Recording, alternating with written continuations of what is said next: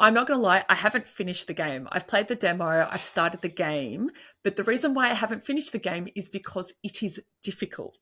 And Yes. when you talk about language, I agree. I think it's a very beautiful, delicate, but also it's a game that encourages you to push yourself, but in a delicate and beautiful way, if that makes sense. Thank you. That's a So great yeah, compliment. I yeah. love that. Yeah, like it's all about the puzzles. And so I tried to make everything else really easy in the game. There's no puzzles that are timer based. You don't have to like rush through as a door's closing or anything like that. So it's all about just the logic of the scenario. And I tried as hard as I could to like introduce all those things. And there are sticky points. There's points where like I was like, I can't really describe this mechanic, this puzzle any better before it. Um, but you just have to kind of hit it and then just work it out. And I think the hardest thing is like this is a niche game. This is a niche puzzle game. It's a niche concept.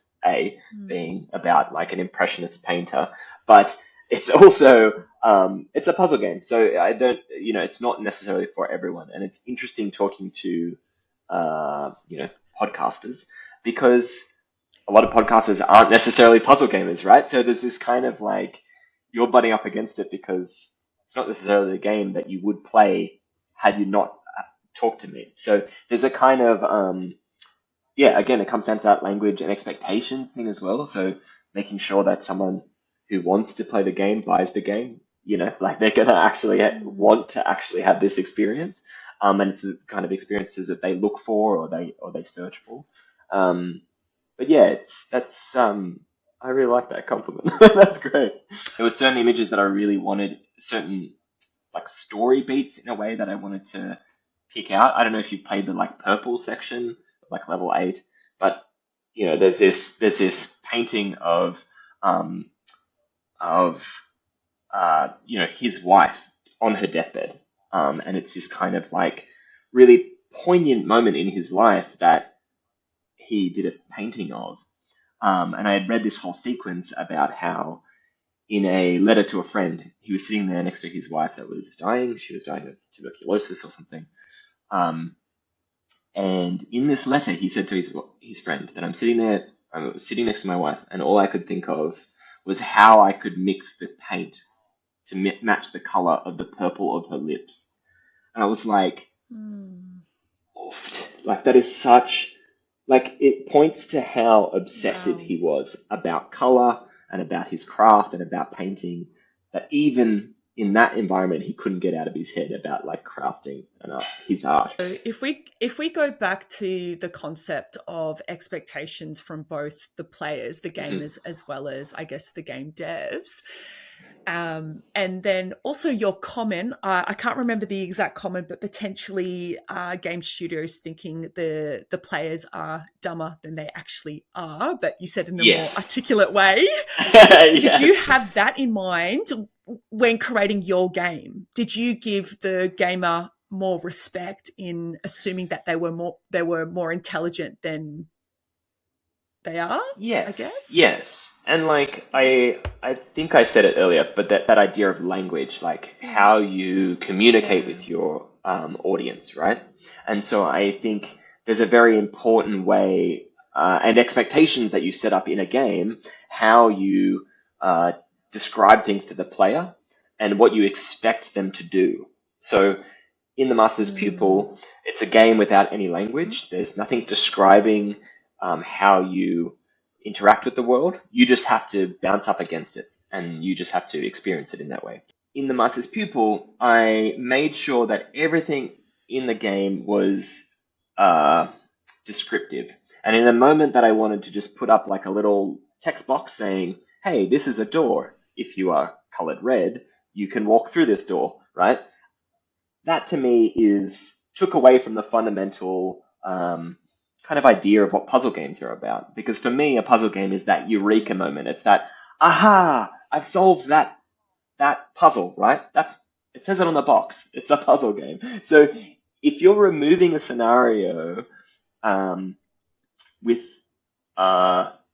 description, that someone you're moving a scenario where someone can solve a puzzle, then you're removing a puzzle that they can solve. I guess I'm taken back by your comment of people are playing this game that would not usually play this game, because when I play the game, I sit there thinking that a young kid could play it, like a 5-year-old could play it, a male could play it, a female could play it, like whatever gender you are, Mm. an older person, 60, 40, even though that's not old. I'm like shooting myself in the foot. But anyway, I feel as though you've got every demographic, every age group captured.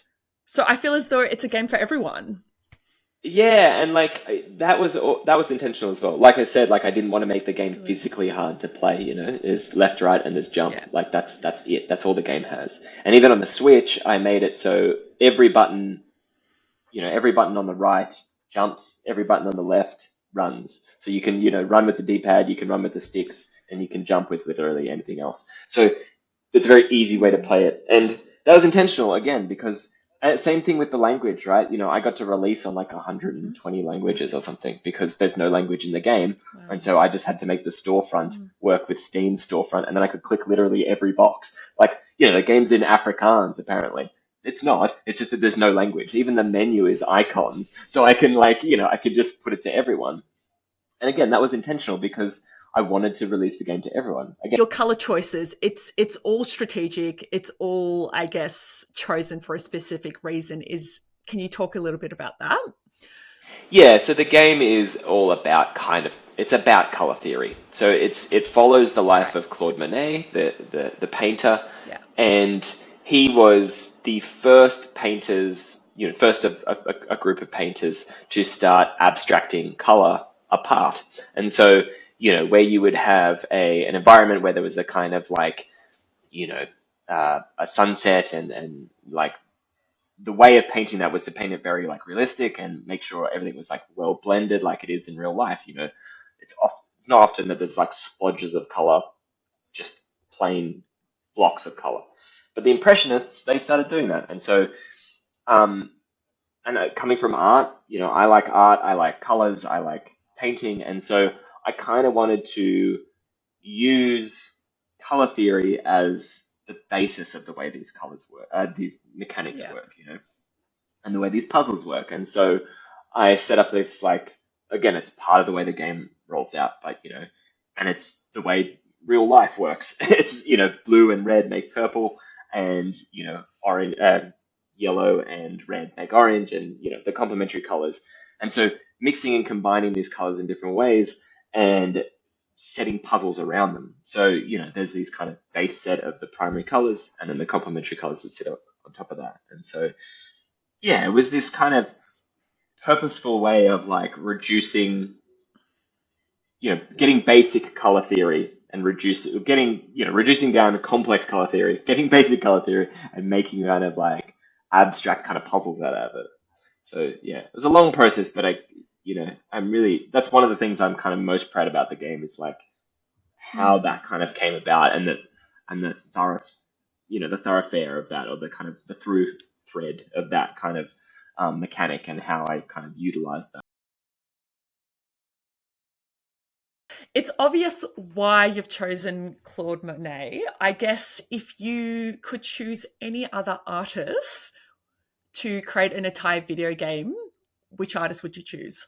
Because I've been asked this a bunch, especially by people online, like, "Oh, are you going to do a sequel? Like, are you going to do the Masters of Pupil too?" And I Mm. was like, I can't do that to my hands. I don't know if my wrists could take it. Like another 7 years of painting. I don't know if I could do that. But it's just brutal. Like, yeah, the RSI is just not going to do it. But I've joked a lot that I could do. So this one's Claude Monet's eyeball. I could do Van Gogh's ear because he cut off his ear like later Oh, in his that's so life, smart. Yep. right? Mhm. And then Yeah. Frida Kahlo's eyebrows, her monobrows, because she had that great monobrow that she had her whole life. She was like a feminist icon. I was like, that would be fantastic. And I mean, like, I loved the surreal parts of the Masters Pupil. I love doing those kind of strange little creatures and stuff. And so I could really lean into that with like Salvador Dali's curly mustache. and have it set on his actual mustache. So I was like, Oh my but God, that would be amazing. You've got to do it. I'm like gonna I'm gonna start dripping the trend. clocks and We're gonna yeah. oh I was the very, very close at elephants one and point. just oh. Yeah, the skinny legged elephants and those like, something jumping out of like tigers' mouths and stuff. I don't know. Maybe one day, but on the 10th year anniversary, I'll do like a couple of levels from different artworks. Like I said, this indie apocalypse happened. These people were making interesting, unusual games that were smaller, that were small scale, but still sat alongside, and it's the beauty of games and the game industry. Small games sit alongside big games. Small movies don't sit along big movies. You can't go see a short film at the cinema. But in my Steam library, The Master's Pupil sits next to, I don't know, some other game starting with TH. Like it's like it can sit next to like a triple A game, right? So it's like they can sit there together. They can be in that same world, and you can already the mechanism there is there for how they, you know, if you just pay less money and you get a smaller game. Like it's just that simple. And so it's a great kind of um, art form to make because that's what I wanted to be doing. I wanted to be making art. I fell into graphic design because it was easy. I liked it. It was, I could do it freelance. I could like work my own hours and like make logos and make varied kind of interesting things. But what I realized was like I wanted to be making my own art. It wasn't enough just to be creative and make things. I wanted to be kind of making I wanted to be my own client. I wanted to pick the logo. I wanted to, do that kind of thing. You've taken 7 years to complete this game. Did you ever anticipate it taking this long? Was that your time frame? No, never, never.